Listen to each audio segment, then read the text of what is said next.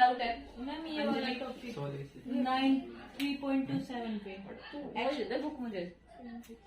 हाँ भाई, सबसे पहले है extension and restriction of the partners.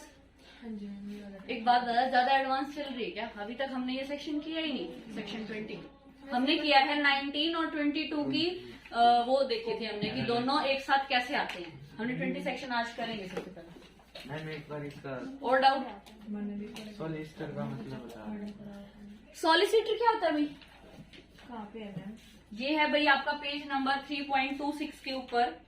The other partners are not liable on the note as it is not part of the ordinary business of a solicitor to draw accept और endorse.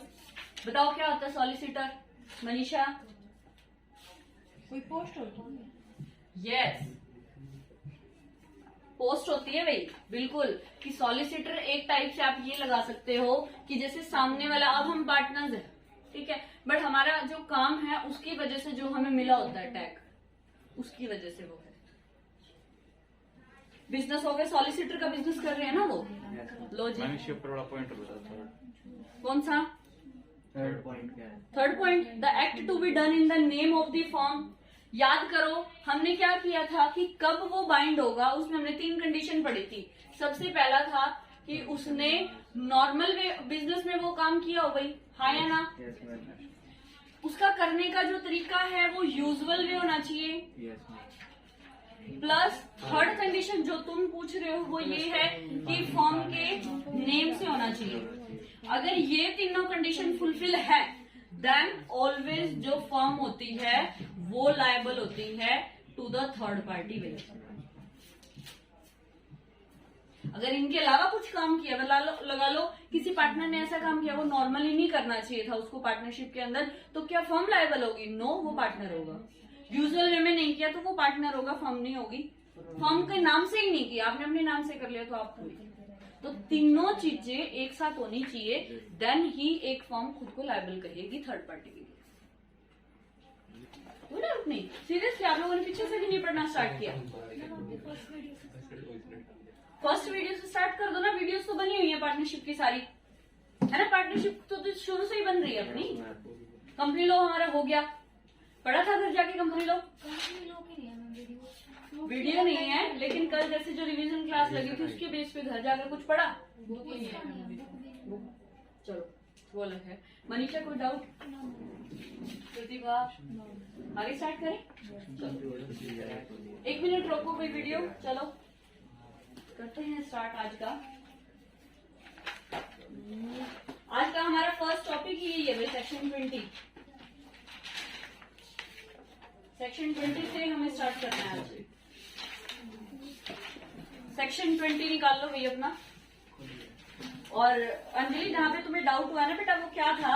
हमने section 19 को section 22 के साथ पढ़ा था। इसमें तो बता रहा था कौन सी इम्प्लाइड अथॉरिटी है, इसमें वो बता रहा था कि क्या वो काम कर सकते हैं इम्प्लाइड अथॉरिटी के बेस पे और क्या नहीं करेंगे। हमने कल 2 बातें करी थी, मतलब लास्ट क्लास में, ठीक है? तो ये दोनों बातें एक दूसरे से लिंक्ड थी भाई, वो उससे लिंक करती है, वो उससे, क्योंकि आपको यही नहीं पता कि इम्प्लाइड अथॉरिटी होती क्या है, तो आप वो कैसे निकालोगे कि क्या काम फिर हमने नहीं करने।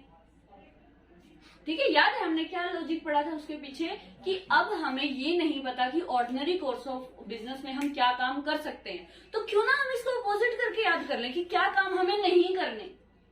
नहीं वाले पता है तो हाँ वाले, तो इसका मतलब ये छोड़ दो, बाकी तो हाँ ही है सबकी। ठीक है, तो वो एक दूसरे से लिंक थे भाई, दैट्स वाई हमने क्या किए थे, वो एक दूसरे के साथ पढ़े थे, याद रखना। ठीक है, आज का लिखो जल्दी से topic.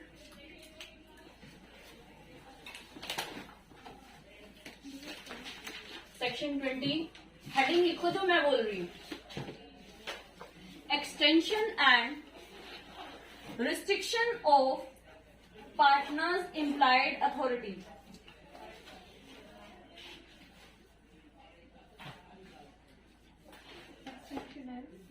Extension and restriction of partners implied authority.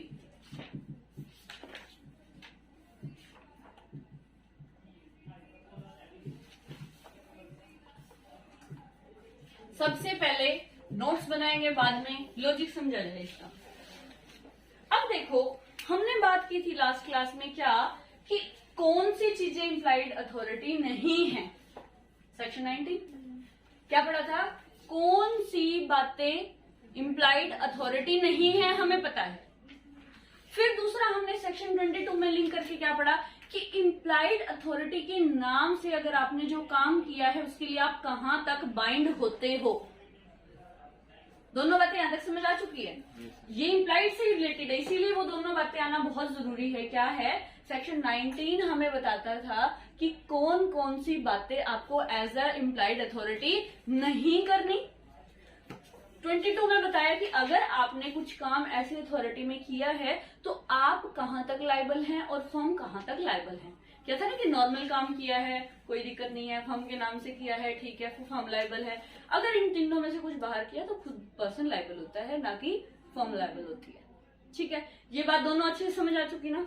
उससे आगे हमें देखो क्या काम कर रहे हैं।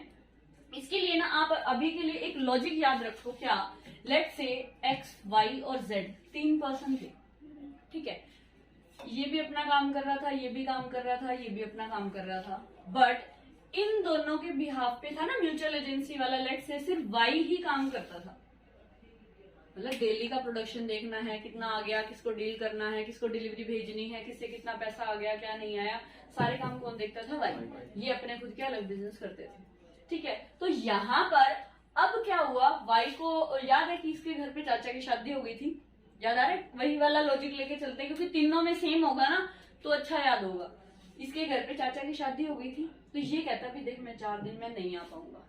तो ये कहता है कि कोई बात नहीं, हम दोनों ऐसा करते हैं, अपने बिजनेस के लिए को 4 दिन से ऑफ कर देते हैं एक बार, कोई बात नहीं, हम वहां से छुट्टी ले लेते हैं लेट से, तो हम 4 दिन खुद आएंगे फॉर्म पे, जो तू काम करता है वो हम कर लेंगे, ऑर्डिनरी बिजनेस वाले ही तो काम करने हैं ना, कोई बात नहीं हम कर लेंगे वो आके। इन दोनों ने आके यहाँ पर ये काम करना शुरू कर दिया। ठीक है, अब ये जब दोनों यहाँ पर आए ना फॉर्म में, उन्होंने क्या देखा कि वाई तो क्या करता है कि हम तो आते नहीं फॉर्म में, डेली टू डेली में सारा काम ये कर रहा है, तो ये तो अपने पर्सनल प्रॉफिट भी कमा रहा है। क्या कर रहा है, लेट से ये क्या करता है कि डेली की जो आपकी फॉर्म में से डिलीवरी होती है, लेट से वो डिलीवरी होती है 1000 बैग की, कभी 500 बैग की, 200 बैग की या 100 बैग की।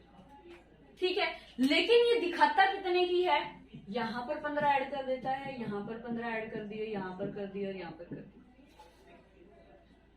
ठीक है, अब कंपनी में वो सॉरी फॉर्म में जो खर्चा लगा है वो इतने का लगा है, बट वो दिखाता क्या है, 1000 बैग गए हैं तो 1015 दिखाता है, 500 गए हैं तो लो थोड़े कम कर देते हैं, 8 लगा लो तो 508 दिखाता है, और कम कर लो 5 दिखाता है 4, बट इसने इतने का जो है वो कर रहा है कि नहीं कर रहा। ठीक है, अब इन्होंने क्या किया, जैसे ही वाई आया 4 दिन बाद, एक्स और वाई चढ़ गई उसके सिर पे। क्यों किया भाई, नॉर्मली ऐसे ही होता है। ठीक है भाई, तू ऐसे कर कैसे सकता है, तेरे पास तो अथॉरिटी नहीं है ये करने की, तेरे पास तो सिर्फ इम्प्लाइड अथॉरिटी क्या है, तू डिलीवरी करेगा, पैसा रिसीव करेगा पर्सन का, जो हुआ है सारे अपनी फाइनेंशियल स्टेटमेंट बना और हमें बता दे कि इतना प्रॉफिट हुआ, इतना लॉस हुआ है। तू अकेला काम करता है, उसके लिए हम तेरे को सैलरी देते तो हैं भाई, हम दोनों नहीं कर रहे, तू पर महीने हमसे 30,000 रुपए ले तो रहा है, तो फिर अपना अलग क्यों कमा रहा है। ऑब्वियस सी बात है, किसी भी फर्म में ऐसा होगा तो सामने वाले चढ़ेंगे ही चढ़ेंगे ऊपर कि क्यों किया तूने ऐसा काम। ठीक है, सेम एक्स और वाई ने, एक्स और जेड ने किया काम वाई के ऊपर आते ही उसका। ठीक है, तो वो क्या कहते हैं कि देख भाई, आज से ना हम दोनों ने ये डिसाइड किया है, क्योंकि एक्सटेंशन और अगर रिस्ट्रिक्शन लगती है आपकी इम्प्लाइड अथॉरिटी पे, ऑलवेज मेजोरिटी की कंसेंट से लगेगी। क्यों, क्योंकि आप किसी अकेले पार्टनर की बढ़ाओगे लायबिलिटी या राइट जो भी है, तो वो खुद के लिए कभी हाँ नहीं बनता। सेम लॉजिक लगाओ रिटायरमेंट वाला ही, क्योंकि एक तो रिटायर ही हो रहा है तो मेजोरिटी आएगी। ठीक है, तो यहां पर क्या हुआ, एक्स ने और जेड ने एक्सटेंड की वाई की लायबिलिटी, वाई की implied authority, exact word use करते हैं कि वाई की यहां पर इन्होंने एक्सटेंड कर दी है इम्प्लाइड अथॉरिटी। कैसे कि देख, अब अगर कुछ होगा ना, जैसे ही डिलीवरी होगी ना, तो उसी टाइम रिसिप्ट की फोटो खींच के हमारे पास भेजेगा। मतलब नॉर्मली इम्प्लाइड अथॉरिटी थी वो, क्या वो डेली की डेली रिसिप्ट भेजता था उसको, नहीं, लेकिन रियलिटी में देखा जाए तो हर एक पार्टनर का ये राइट नहीं होता कि वो बुक्स को एक्सेस कर सकता है, वो डेली की चाहे जितनी डिलीवरी हुई है वो चेक कर सकता है। देखा जाए है तो ये उसका राइट ही ना, बट एक्सटेंड क्या किया उसने कि डेली बेसिस पे आप हमें रिपोर्ट दोगे ही दोगे। उसने उसकी इम्प्लाइड अथॉरिटी को एक्सटेंड कर दिया। लॉजिक समझ में आया? इसको बनाने का लॉजिक क्या है कि कई बार ऐसा कोई पार्टनर है, पर्टिकुलर पार्टनर है, उनको लगे कि फायदा उठा रहा है तो बढ़ा सकते हैं। दूसरा कहता है भी फायदा नहीं उठा रहा, लगा लो, कुछ भी फायदा इसने नहीं उठा रहा। जैसे नॉर्मल कोर्स ऑफ बिजनेस में जो काम करते हैं वो बिल्कुल अच्छे से कर रहा है, बट क्या हुआ एकदम से ही सारा का सारा जैसे एकदम से काम ऑनलाइन आना शुरू हो गया, कोरोना आ गया, जैसे सब कुछ ऑनलाइन शुरू हो गया। इन्होंने भी क्या डिसाइड किया भी देख, अभी तक हम सारा काम क्या कर रहे थे, वाई कर रहा था हमारा काम और डेली जो शॉप पे आया उसको बेच रहा था। अब हम क्या करते हैं, अपने इस एरिया को बढ़ाते हैं, एरिया को बढ़ाते हैं मतलब ऑनलाइन भी बिजनेस स्टार्ट करते हैं। भाई कहता देख भी मेरे को ऑनलाइन बिजनेस की कोई नॉलेज नहीं है, मैं तो दुकान पे बैठ सकता हूँ, बेच सकता हूँ, खरीद सकता हूँ, तो मैं ये बता देता हूँ इतने बिके। फिर ये कहते हैं एक्स और जेड भी देख तुझे नहीं है मुझे बहुत अच्छे से है, लेट्स से जेड एक्स ने कहा कहते तू यहाँ का संभाल, मैं ऑनलाइन वाला संभाल लूंगा कि कितने ऑर्डर आए, कितने हमें भेजने हैं, कितने कहाँ तक पहुंच गए हैं, वो सारा काम मैं कर लूंगा। तो अब देखा जाए तो यहाँ पर एक्स की काम तो वो इम्प्लाइड वाले ही कर रहे हैं ना कि बेचना है, खरीदना है, ऑर्डिनरी कोर्स ऑफ बिजनेस में कर रहे हैं, फर्म के नाम से कर रहे हैं, सारा इम्प्लाइड वाला काम तो कर ही रहे हैं, बट उन्होंने एक्स की लायबिलिटी को एक्सटेंड नहीं कर दिया, इसकी अथॉरिटी को, इम्प्लाइड अथॉरिटी को नहीं एक्सटेंड कर दिया कि नॉर्मल काम तो कर ही रहे हैं ये लोग। इन्होंने कुछ ऐसा थोड़ी शुरू किया है कि अभी तक क्लॉथ बेच रहे थे गारमेंट्स वाले, अब इन्होंने चादर का भी बिजनेस शुरू कर दिया, ऐसा तो नहीं हुआ ना, चेंज तो कुछ है ही नहीं। उसी चीज को बट हमने मोड चेंज किया है कि हम ऑफलाइन भी करेंगे और ऑनलाइन भी करेंगे। ठीक है, डन। तो यहाँ पर भी जरूरी नहीं है कि कहीं पर फ्रॉड है, कुछ गलत है तभी हम एक्सटेंड कर रहे हैं, नॉर्मली भी हम एक्सटेंड कर सकते हैं, वो देखा जाएगा सिचुएशन टू सिचुएशन। तभी देखो इन चीजों को उन्होंने अलग से डाल के दिया है कि अगर आपको लगता है कि हमें किसी कंडीशन पे, किसी सिचुएशन में किसी पार्टनर की, फर्म की लायबिलिटीज को या फिर उसकी इम्प्लाइड अथॉरिटी को एक्सटेंड करना है या उसको रिस्ट्रिक्ट करना है, रोक भी तो सकते हैं। अब यहाँ पर वाई फायदा उठा रहा था, वो कहता है कि बाद से तू नहीं करेगा डीलिंग, जेड कहता मैं करा करूंगा, तू रहने दे, घर पे बैठ आराम से। ठीक है, तो अकॉर्डिंग टू द सिचुएशन या कंडीशंस जो लगी या हमारा एनवायरमेंट सिनेरियो क्या कहता है उसके बारे में, उसकी वजह से जो हमने रिस्पॉन्सिबिलिटी बढ़ा दी, घटा दी, कुछ भी किया, वो आपका आ जाएगा इसमें। कभी भी पेपर में ये मत लिखाना कि कोई फायदा उठा रहा है तभी हमने उसकी इम्प्लाइड अथॉरिटी बढ़ाई है, कुछ नुकसान हो रहा है तभी बढ़ाई है। नो, ये according to the situation vary करेगी भाई। ठीक है, जैसे सिचुएशन लगे बढ़ा दो और घटा दो। लिखो, उसको लिखना कैसे है। The partners may buy the contract। अब इसकी बढ़ाई है तो कॉन्ट्रैक्ट तो करना पड़ेगा ना, उसको बताएंगे कि भाई तेरा इतना आगे हो गया है। और The partners may buy the contract between them for extend, restrict the implied authority। Extension के लिए हो सकता है, मे बी रिस्ट्रिक्शन के लिए हो सकता है, किसी को हम रोक रहे हैं चाहे उसकी बढ़ा रहे हैं। नेक्स्ट लिखो, नेक्स्ट पॉइंट है भाई, the restriction imposed on the implied authority of a partner. कभी भी इम्प्लाइड अथॉरिटी के नाम को बीच में मत छोड़ देना, क्योंकि ये बात ही उस टाइम पे कर रहा है कि जो इम्प्लाइडली आपको काम करना चाहिए था, बट हम इम्प्लाइड वाले को भी रोक रहे हैं या बढ़ा रहे हैं। ठीक है, चलो। The restriction imposed on the implied authority of A partner by the agreement, by the agreement and it shall be effective against a third party। अब इस थर्ड पार्टी का समझो ध्यान से। कैसे देखो, लॉजिक समझ में आ गया, फर्स्ट लाइन समझ में आ गई होगी, सेकेंड लाइन जो अभी हमने लिखी उसका लॉजिक समझो। पूरे लॉ को हमने लॉजिकली रिमाइंड रखना है ताकि पेपर में केस स्टडी किसी भी तरीके से पूछ ले, हमारे माइंड में लॉजिक होगा तो लिख देंगे, लेकिन रटी हुई लाइन हुई तो नहीं लिख पाओगे भाई लॉ में। ठीक है, देखो लॉजिक क्या है, ये थर्ड पार्टी वाला ये कह रहा है कि ये जो आपने एक्सटेंशन और रिस्ट्रिक्शन की है ना पार्टनर की इम्प्लाइड अथॉरिटी की, वो क्या है, एग्रीमेंट, क्या लाइन लिखी है, agreement, it shall be effective against third party. तो ये थर्ड पार्टी के लिए कैसे अगेंस्ट में हो सकता है, क्वेश्चन आता है माइंड में। अब देखो थर्ड पार्टी वाला जो पर्सन है, XYZ की फर्म थी, तीनों ने मिलके काम करना था, बट Y सेम उसके बिहाफ पे काम कर रहा था, तो इसने किसी मिस्टर ए को लेट से अपने गुड्स सेल किए, इम्प्लाइड अथॉरिटी थी, बिल्कुल सेल परचेज तो उन्होंने करना ही है काम को, जो भी सामान है उनका, तो सेल किए, ठीक है। लेकिन जो पिछली कंडीशन लगी थी कि अब जो है वो Y नहीं करेगा, अब Z करेगा, तो अब मिस्टर ए खरीदने आया क्योंकि अभी तक उसको Y का पता था, उसको नहीं पता। पहला हम कंसेप्ट लेके चल रहे हैं कि third party did not know about extension या रिस्ट्रिक्शन जो भी हमने लगाई है ऑफ द इम्प्लाइड अथॉरिटी। पहला कंसेप्ट हम लेके चल रहे हैं, दो चीजें बनेंगी इसके अंदर। क्या, पहला है कि थर्ड पार्टी को नहीं पता। अब मिस्टर ए गया वाई से डील करने, वाई ने डील कर दिया, काम कर दिया। अब वाई की ये रिस्पॉन्सिबिलिटी थी ना, वो ये बताएगी देखा मैं नहीं करता ये काम, अब जेड करता है, तू जेड के पास जा, वो देगा तुझे रिसिप्ट में, मेरे को साइन करने की परमिशन नहीं है, अब जेड करता है, हाँ या ना। लेकिन उसने ऐसा नहीं किया, तो कहते हैं अब यहां पर अगर ऐसा हुआ ना कि ये नहीं जानता, तो पूरी की पूरी फर्म लायबल होगी टू द थर्ड पार्टी।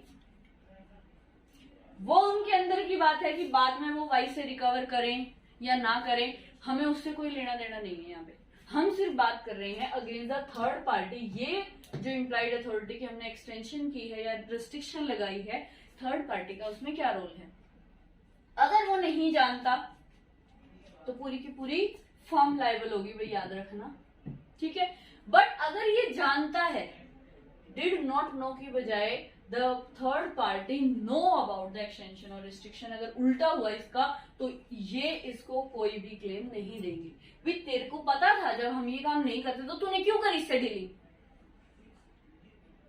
सीधा बोल सकती है फर्म, क्यों देगी उसको वो लायबिलिटी का अमाउंट। तो दो बातें आती हैं, अगर तीसरी जो पर्सन है हमारे साथ डील करने आया है उसको ये बात पता है तो फर्म लायबल नहीं है, और अगर नहीं पता देन फर्म लायबल है। लॉजिक सीधा साहब ये बन गया इसका। अब लिखो इसको,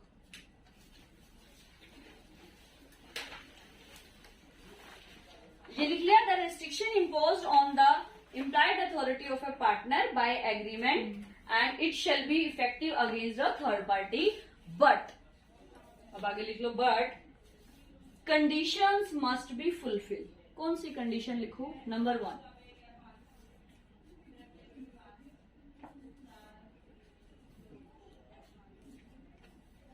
third party knows about the restriction or extension। Third party know about the restriction or extension।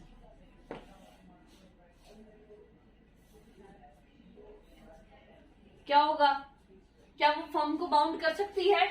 Answer इसको एरो लगा के लिख लो, नो। नीचे एरो लगा लो, इसमें आंसर लिखो नो। अगर उसको पता है नो, या फिर पूरी लाइन लिखना है तो लिख लो, the firm will be not liable.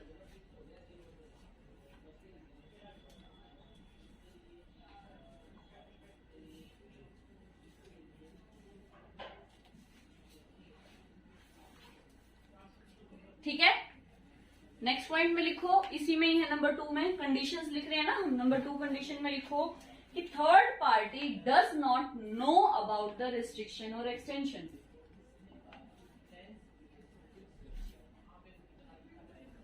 Third party does not know about the restriction और एक्सटेंशन। नीचे लिख लो फिर एरो लगा के इसका answer, yes firm will be liable. बाद में वो वाई से कैसे रिकवर कर रहे हैं, उनका क्या सीन होगा, वो उनके अंदर की बातें हैं भाई, हमें उनके बारे में कोई डिस्कस करने की जरूरत नहीं है। तुम अब वाई से रिकवर करो या तुम तीनों मिलके इसको लेके चलो, लाइबिलिटी को बियर करो, वो तुम्हारा लॉजिक है। देखो थर्ड पार्टी कहेगी मुझे मेरा पैसा चाहिए भाई, देखो सीधी सी बात है। ठीक है, आगे लिखो नेक्स्ट लाइन। कंडीशन यहाँ कंप्लीट हो चुकी है, नंबर 3 मत लिखना, नेक्स्ट पॉइंट लिखना इसका। The extension or restriction is only possible with the consent of majority partners। क्योंकि जिसकी एक्सटेंड हो रही है वो तो कभी हाँ भरेगा ही ना। दोबारा बोलना। The extension or restriction is only possible with the concert of, एक बार मुझे बुक देना, इसमें मैंने क्वेश्चन मार्क लिखा हुआ देना एक बार। Consent of all the partners होना चाहिए, पर लॉजिक कहता है कि मेजॉरिटी ऑफ पार्टनर होना चाहिए। unless the person with whom dealing restriction does not know। थोड़ा घुमा फिरा के देते हैं आप लोगों की बुक में भी ये चीजें।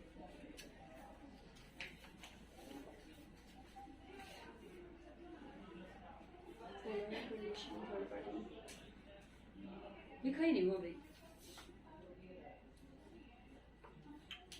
ये रहा। It may be noted that the above mentioned extension और restriction is only possible with the consent of all partner. लिखो भाई,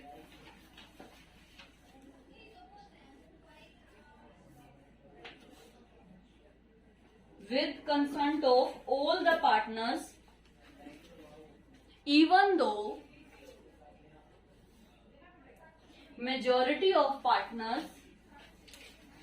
even though majority of partners cannot restrict or extend the implied authority।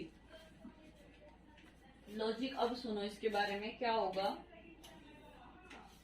यहां पर देखो हमने Y की implied authority को बढ़ाया था, ठीक है, वाई की इम्प्लाइड अथॉरिटी को बढ़ाया था। अब वाई जब तक उसके लिए हाँ नहीं भरेगा तो क्या काम हो पाएगा। इसको उल्टा ले लो सारे को।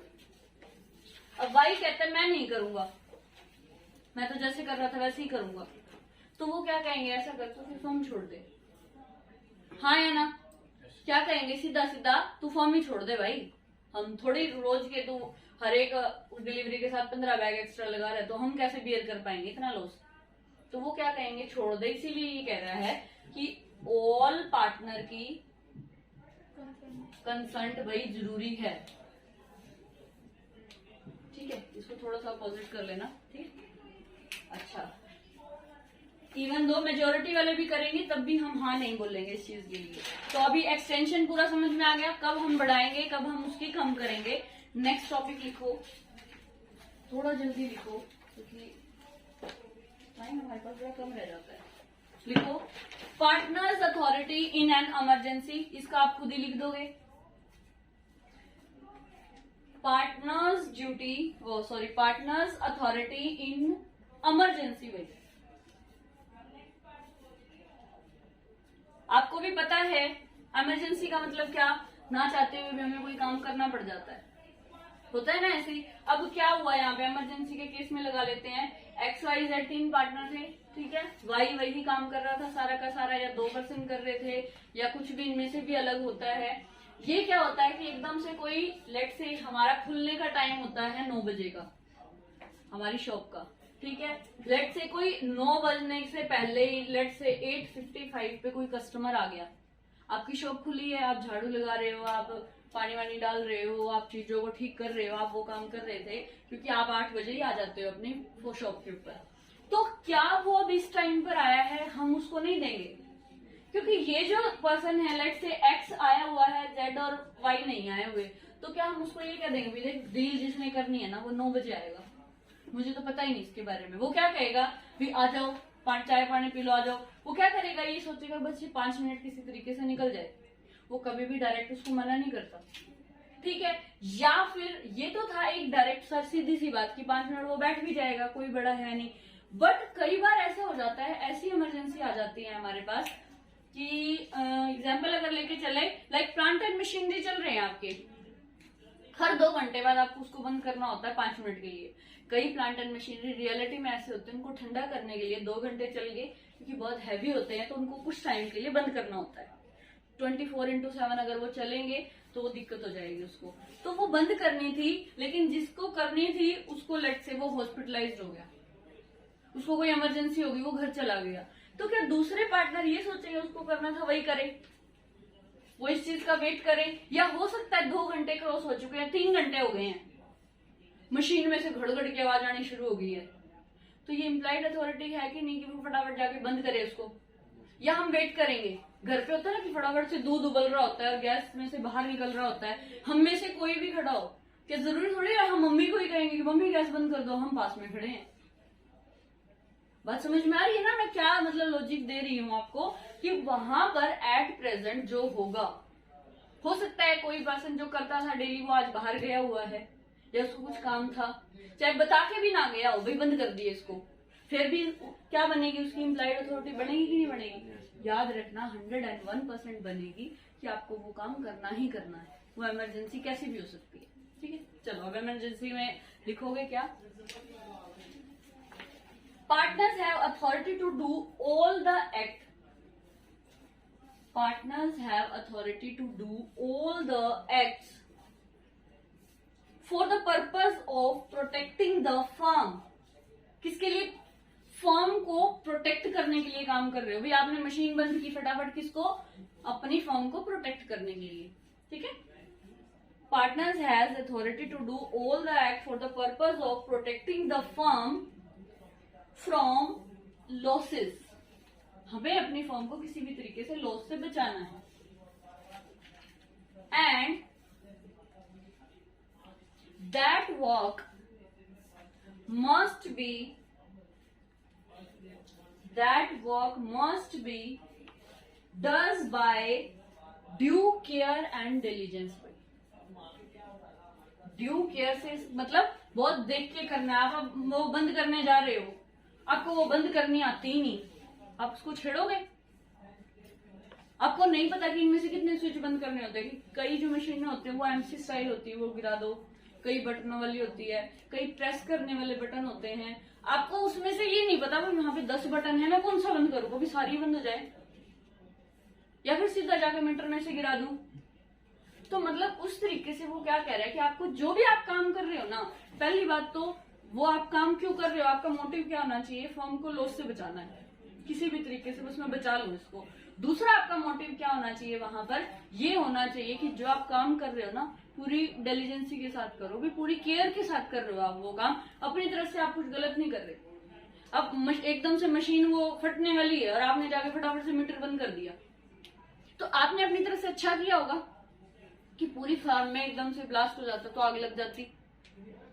तो इसलिए मुझे कुछ समझ नहीं आया कौन सा बटन बंद करूं, मैंने तो मेन स्विच ही बंद कर दिया, सब कुछ ही बंद हो गया। ठीक है, तो मतलब वो जो भी काम कर रहा है वो अपनी पूरी केयर के साथ करे। अब यहाँ पर था इस बंदे को वो 10 मिनट तक बिठा के रख सकता था कि वो आ गया है, लो अभी इससे डील कर लो, इसको पता है सारा कुछ। मतलब इमरजेंसी के टाइम पे whatever the means you can use, but properly diligence के साथ।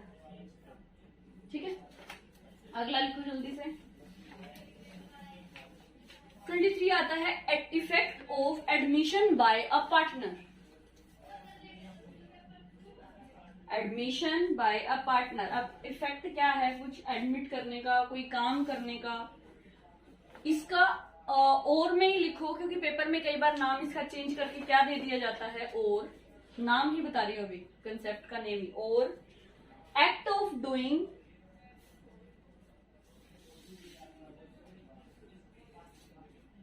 To bind the firm.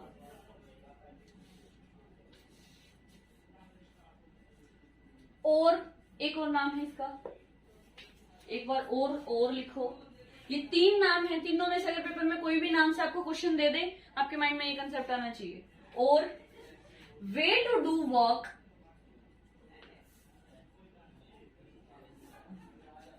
Way to do work suitable for the third party.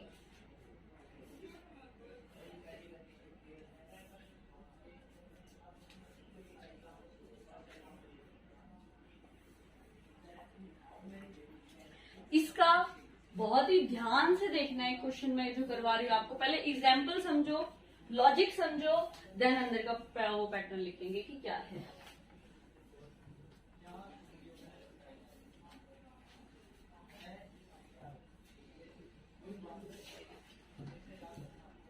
मैंने क्या बोला? Way to do work.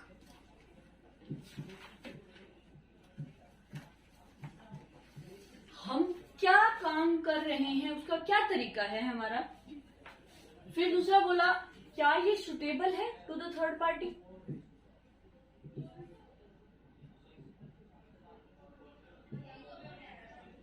ठीक है, जो हमने काम किया क्या वो बाइंड कर रहा है फर्म को। दूसरा नाम। तीसरा नाम है इफेक्ट ऑफ एडमिशन, जो हमने काम कर दिया है, जो वर्क कर दिया है, जो एडमिशन कर दिया है हमने, क्या फर्क पड़ेगा। कंसेप्ट वो नाम समझ में आया। तीनों नाम हमें क्या बता रहे हैं, तीनों में से कभी भी पेपर में कुछ भी आ जाए और ये वाला लॉजिक लगे कि लगेगा, तो तीनों नाम ही इसी के ही हैं भैया, अलग नहीं है। ठीक है, अब इसका कंसेप्ट समझो। हमारे पास है एक्स, वाई और जेड। ठीक है, तीनों मिलकर ये काम करते थे। ऐसा नहीं है चाहे एक लगा लो, दो लगा लो, इन चीज बात का कभी कोई फर्क नहीं पड़ेगा भाई हमारे एग्जाम्पल पे। चाहे एक का काम लगा लो, दो का लगा लो, तीन का लगा लो, कोई दिक्कत नहीं होती। काम कर रहे थे ये लोग, चाहे न्यू लगा लो कि ये दो बंदे काम कर रहे थे। ठीक है, क्या हुआ कि जैसे ही लेट से ये लोग काम कर रहे थे तो इनके पास कोई थर्ड पार्टी वाला आया, क्योंकि हमें कंसेप्ट को अटैच करना है थर्ड पार्टी से। ठीक है, अब इन दोनों ने इसको जो दिया, वो क्या आपने जो काम किया है वो सुटेबल है। सबसे छोटे से छोटा 0 से 0 एग्जाम्पल मैं इस चीज का लेती हूँ। सबको पता है सिलाई मशीन होती है। ठीक है, क्या किया, जैसे जो सिलाई मशीन है ना, ये थर्ड पार्टी सीलने का काम करती है, हम सिलाई मशीन बेचने का काम करते हैं, और प्लस उसके स्पेयर पार्ट। सिलाई मशीन के होते हैं ना स्पेयर पार्ट होते हैं, चाहे धागा है या आपका सुइयां होती है उसकी, या उसके नीचे के वो जो इंस्ट्रूमेंट होते हैं छोटे छोटे, वो सारे हम क्या करते हैं, सिलाई मशीन बेचते हैं प्लस उसके इंस्ट्रूमेंट बेचते हैं। ठीक है, थर्ड पार्टी हमारे पास आई, वो कहती है कि ऐसा कर, मुझे ना 14 नंबर की ना ऐसे कर 15 पैकेट दे दे सुइयों के। कौन सा नंबर चाहिए उसको? 14। बट बाय द चांस इनमें से जिसने दिया ना, उसने गलती से उसको 16 दे दिया। ठीक है, और अगर कोई सामने वाला पर्सन देखो 15 पैकेट लेके जा रहा है, अगर हमारी नॉर्मल घर की मशीन है तो हम क्या करेंगे, एक ले लेंगे पैकेट, दो ले लेंगे, क्योंकि एक पैकेट में भी तो काफी सारी आती है वो।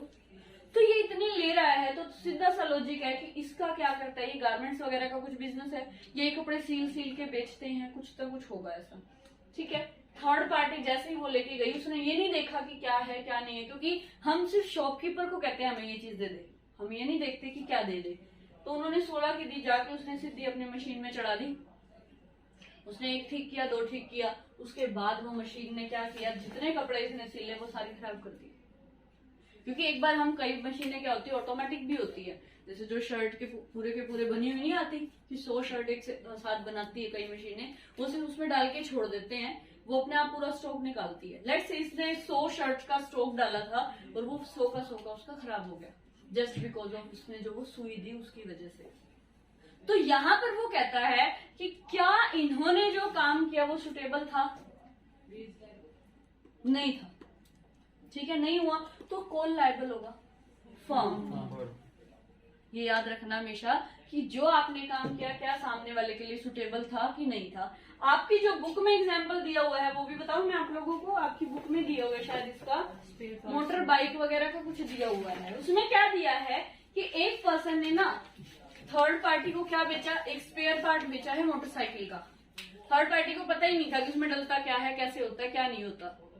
थर्ड पार्टी को नॉलेज ही नहीं थी उस चीज के बारे में, तो वो कैसे कर सकता है ये चीज। तो इन्होंने अगर इसको बेचा वो स्पेयर पार्ट, जैसे ये डलवा के ले गया, उसने तो अपनी मोटर बाइक दी थी ना, मिले भाई इसका ये टूटा हुआ डाल दियो। उसने क्या कहा, भाई मुझे नॉलेज नहीं है, तू तेरे हिसाब से डाल दे, जो मेरी बाइक का मॉडल है उसके हिसाब से। उसने उसमें डाला और बाद में जब उसने देखा 4-5 दिन वो ठीक चली, उसके बाद जाके उसकी बाइक ही सारी खराब कर दी उसने तो वो उसके लिए लायबल अब किसको ठहराएगा? फर्म को। और फर्म को चाहे वाई की केयरलेस की वजह से ये काम हो, क्योंकि वाई ने डाला है वो, तो भी फर्म को ही वो जिम्मेवार ठहराएगा और फर्म उसके लिए लायबल होगी। फर्म ये मना नहीं कर सकती कि वाई की वजह से ये काम हुआ है। वो तो क्या कहेगा, फर्म खोल के बैठे उस स्पेयर पार्ट की, तुम्हें ये नहीं पता कि किस बाइक में कौन सी डलेगी। आ रही बात समझ? अब लिखो, इसको लिखोगे कैसे?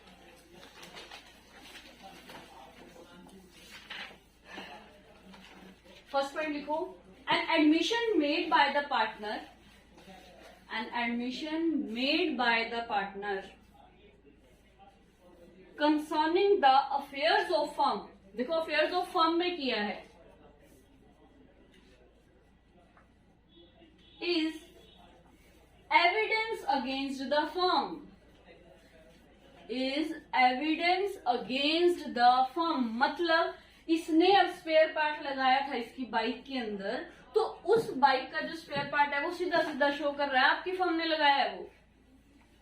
तो उसने जो काम किया है ना अफेयर्स में, वही उसके लिए अब एविडेंस बन जाता है। यहाँ पर वहां पर वो सुई थी, वो जाके दिखाएगा ना, देख भाई इसने 16 नंबर की वो तूने लिख रखा है इसके ऊपर, दी थी तूने, ठीक है, फिर तेरी वजह से ये हुआ क्योंकि तुम्हारी सुइयां तो प्लेन है, उस पे नंबर तो लिखा ही नहीं हुआ, मेरी क्या गलती है इसमें बताओ। अब तुम दो मेरे 100 के 100 शर्ट के, या मोटर बाइक वाला ले लो तो कुछ तूने नहीं लगाई सुटेबल स्पेयर पार्ट, तो इसमें मेरी कोई गलती नहीं है, दे हमारे। तो उन्हीं की ही चीज, उन्हीं के काम का जो अफेयर्स वो कर रहे थे फर्म के अंदर, वो एविडेंस बन जाएगा थर्ड पार्टी के लिए, ठीक है। सेकेंड लिखो पॉइंट, काम किसमें होना चाहिए? That admission is made in ordinary course of business. ये नहीं है आप काम तो कर रहे हो मोटर बाइक का, लेकिन आपका एसी खराब हो गया था, आपने एसी बेच दिया, अगले के घर जाके वो नहीं चला, आपका काम तो किसका था? मोटर बाइक का था ना, तो एसी का क्या लेना देना है? वो कह रहा बस जो काम किया है आपने ऑर्डिनरी कोर्स ऑफ बिजनेस में किया है, but these condition must be fulfil. कौन कौन सी? Number 1,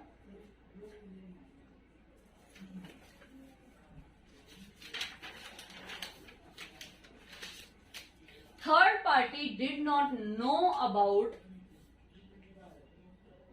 anything.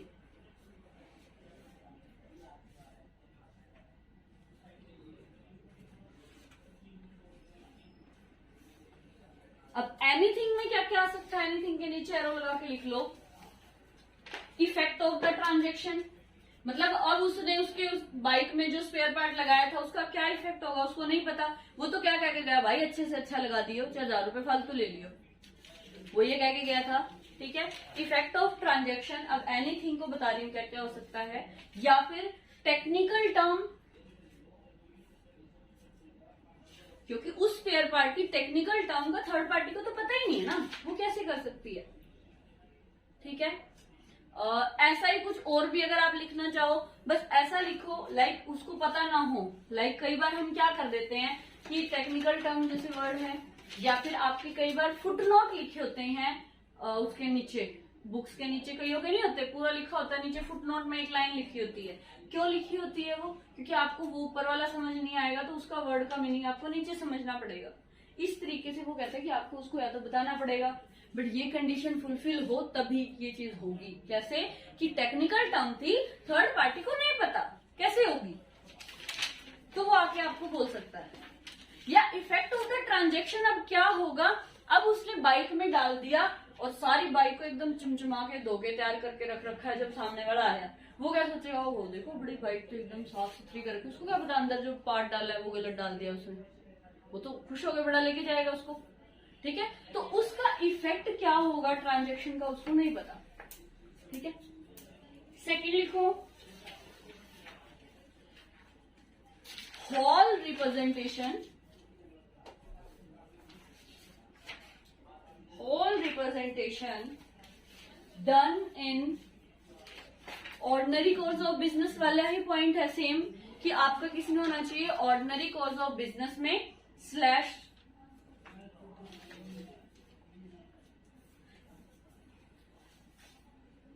Work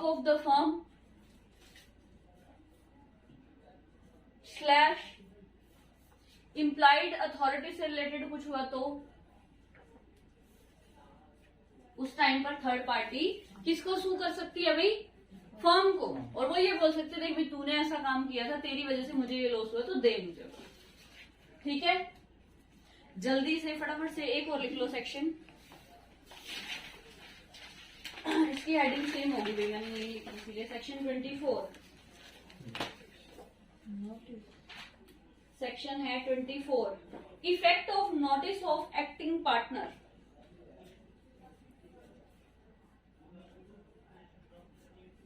effect of notice, effect of notice to acting partner. नाम से ही सब कुछ हो गया इसमें। तो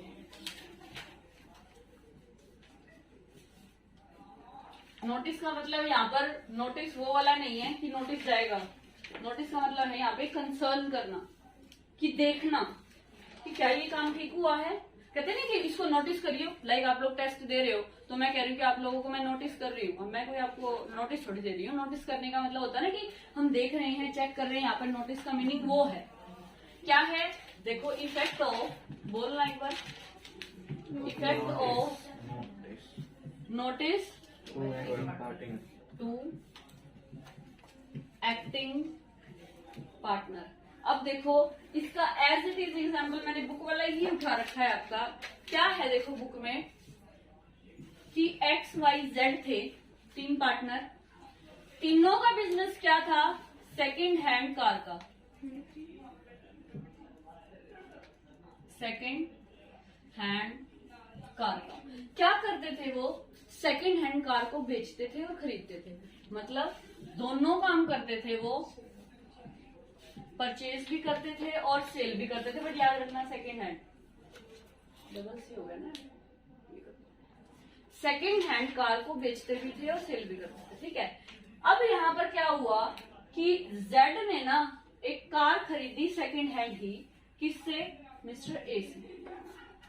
क्या किया है? जेड ने एक कार खरीदी है किससे? मिस्टर ए से, और उसने उसको पेमेंट भी कर दी, उसका काम डन।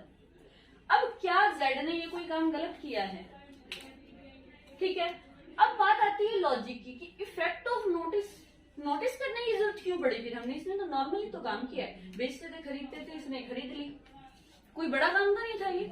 लेकिन ये नोटिस कब हुआ? इस पे ध्यान देने की जरूरत कब पड़ी? जब जो ये कार थी, लेट से जो ये कार इसको बेचकर गया, वो कार बाद में पता चला कि मिस्टर एक्स की थी। ए ने तो क्या करी है? चुरा ली और इसको बेच दी। लॉजिक समझ में आ रहा है? मतलब ओवरऑल आपको वो कहना क्या चाह रहे हैं, जेड ने इससे खरीदी है, जेड ने इसको क्या कर दी? सेल कर दी और पे कर दिया, काम डन। देखा जाए जेड ने कोई गलत काम नहीं किया, जेड को पता ही नहीं कि क्या थी क्या नहीं, वो तो खरीदता है बेचता है। पेपर थे, गाड़ी थी, खरीद लिया और बेच लिया, सेम नाम था, सब कुछ सही था, उसने बेचा और पैसे दे दिए। यहाँ पर देखो नोटिस नहीं हुई बात, क्योंकि तो इसने काम ही ऑर्डिनरी किया है। नोटिस करने की बात कब आई? जब इसको ये पता चला कि जेड ने यहाँ पर इनके ऊपर आके केस कर दिया, भाई मेरी गाड़ी है, तुमने चुराई है। फिर उन्होंने ध्यान दिया, आपने फटाफट से बुक्स खोले, तो ये गाड़ी किसने बेची थी? हमने देखा ए ने बेची थी, तो इसका मतलब ए ने इससे चुराई होगी। ठीक है, तो यहाँ पर क्वेश्चन क्या राइज हुआ कि क्या अब जो एक्स ने फर्म के ऊपर जो केस किया, क्योंकि ये तो फर्म पे करेगा ना, फर्म के पास मिली है वो गाड़ी, तो फर्म के ऊपर जो केस किया है उसके लिए फर्म लायबल है कि नहीं? कौन कौन कह रहा होगी? 2 बंदे कह रहे हैं बस होगी। ये खड़ा है, खड़ा तो ऐसा होता है, आप कह रहे नहीं होगी। 1 2 3 4 कह रहे होगी। क्यों होगी? उसे परचेज ही की, उसे इफेक्ट करना चाहिए। हाँ बिल्कुल करना चाहिए था भाई। यहाँ पर अब फर्म लायबल होगी, याद रखना, फर्म लायबल होगी ही होगी, क्योंकि यहाँ पर गलती किसकी मिली है? फर्म की। उसने नहीं डिलीजेंसी के साथ काम किया, अब नोटिस दोबारा करने की जरूरत पड़ेगी, तो फर्म की लायबिलिटी होगी, ये याद रखना। ठीक है, समझ आ गया कंसेप्ट? चलो अब लिखना क्या है। ओ सॉरी, यहाँ पे फील हो ना, मिस्टर पी, मिस्टर पी अलग पसंद थे ये थी। एक्स ऊपर नहीं ध्यान दिया ना मैंने, यहाँ पे पी ले दो। ए ने बेची है और पी की वो गाड़ी थी, ठीक है। चेक किया था ऐसी ऐसी चीजें, ये फ्लो में लिखी जाती हैं। चलो लिखो नंबर 1 पॉइंट लिखो, partners work in ordinary course of business. Absolutely Z ने जो वर्क किया था ऑर्डिनरी कोर्स ऑफ बिजनेस में किया था, लिखो।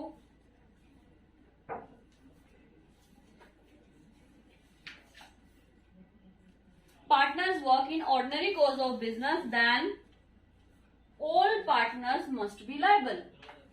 क्योंकि ऑर्डिनरी ही नहीं होगा तो वो लायबल कैसे हो जाएंगे। Then all the partners must be liable for whole act, जो भी काम किया है किसी एक पार्टनर ने उसके लिए। Number 2,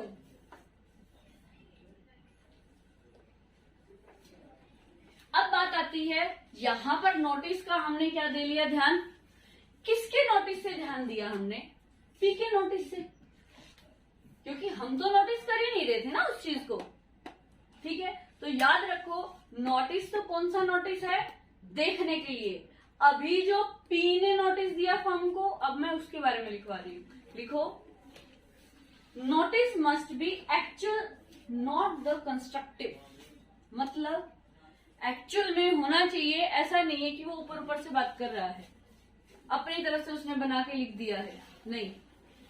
notice must be actual not constructive. Number 3 लिखो, it must be receive by working partner not by the sleeping partner. क्योंकि एक्टिव थे तभी तो उसने ये काम किया। स्लीपिंग पार्टनर का कोई रोल है इसमें नहीं है, तो वो लायबल यहां पर नहीं होंगे।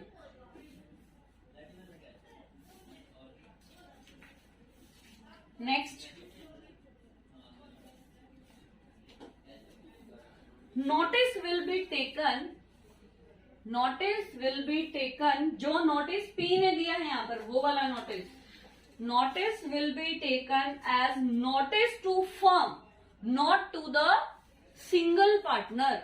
हालांकि काम सिर्फ जेड ने किया था, लेकिन पी ने जो नोटिस भेजा होगा, कोई लेटर भेजा होगा, वो सबको भेजा होगा, पूरी फर्म को भेजा होगा, ठीक है। तो notice will be taken as the notice of the firm not for the not to single partner. Last point लिख लो, this section exclude the case of fraud. मतलब देखो हमने ऑर्डिनरी काम किया ना, जेड का कोई फ्रॉड का मोटिव तो नहीं था ना यहाँ पे, तो फ्रॉड के केस में आप इस सेक्शन को एप्लीकेबल नहीं कर सकते हो भाई, क्योंकि उसने अपनी गुड इंटेंशन के साथ सारा काम किया था, भाई हमारी फर्म ऐसा करती है और मैंने किया, ठीक है। तो this section exclude the case of the fraud on the firm committed